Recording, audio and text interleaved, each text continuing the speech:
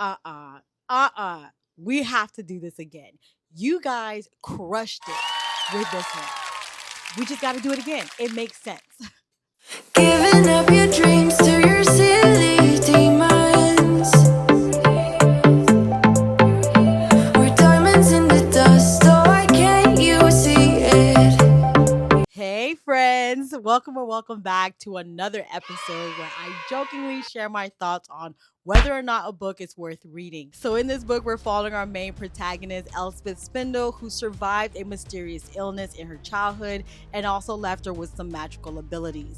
Now, to avoid persecution, Elspeth is sent to live with her aunt and uncle while also keeping a massive secret about an ancient spirit trapped in her head who she calls Nightmare that would often control her or also protects her. Now, one day, Elspeth was walking home and she was attacked by a highwayman who turns out to be none other than the king's nephew, Raven Yu, and also he happens to be the captain of the Destriers, aka the kingdom's fearless law enforcers and the very people that Elspeth is trying to avoid. Oh boy. Friends, thank you guys so much for recommending that I read this book over the weekend. I had such a great time with it.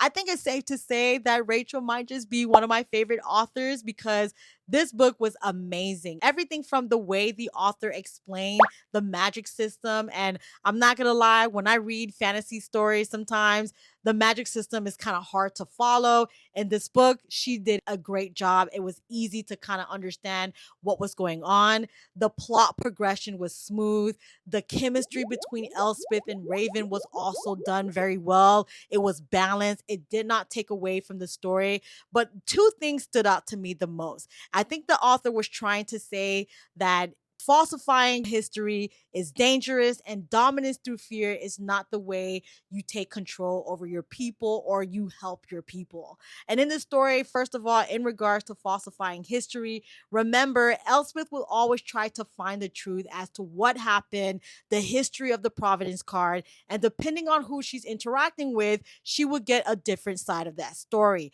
Now, I thought about this administration when I read this book and the way that sometimes certain things are twisted to fit an agenda.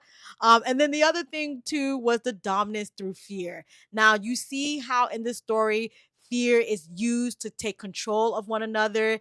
And again, I kind of thought about this administration, but I thought the author did an awesome job with this book. I love the story. I love the characters. I gave this book a 5 out of 5 stars. If you read this book, please let me know how you enjoyed it. And thank you guys for the support. Bye.